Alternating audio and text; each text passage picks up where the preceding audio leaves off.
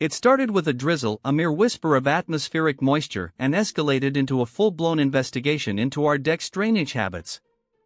Apparently, the sheer existence of potted plants is grounds for misdemeanor dumping. The first alleged incident occurred during what meteorologists called an atmospheric river.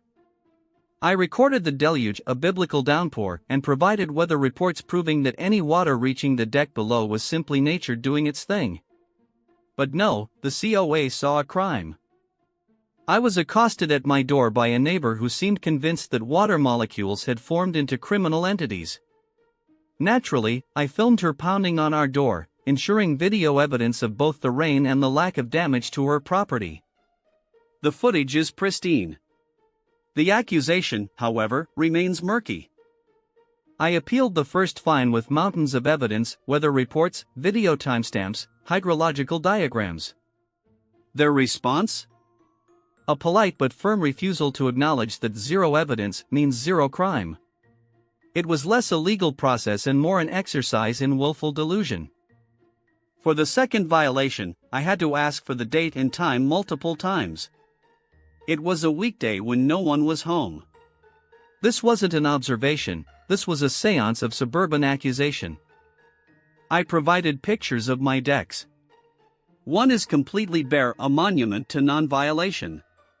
The other has a grill and 2 chairs, nothing that requires the dramatic application of hose water. They are fining us for potential moisture. Their entire case rests on an invisible premise that we are somehow capable of overwatering in a vacuum, under conditions that defy physics and common sense. It's performance art, really. After 2 appeals failed to yield justice, I shifted tactics. Instead of proving we didn't dump water, I began documenting the sheer absurdity of their process itself. I realized the true violation wasn't our deck, but the HOA's adherence to a self-perpetuating cycle of petty enforcement and manufactured drama. It's a ballet of bureaucratic absurdity. I took a picture of the empty deck, framed it, and hung it on my evidence board. It's a masterpiece of defiance, a silent protest against phantom moisture charges. My lawyer suggested we consider small claims court. I countered by suggesting we sue them for emotional distress caused by excessive, water-related paranoia. I stopped responding to their demands for clarification on the incident.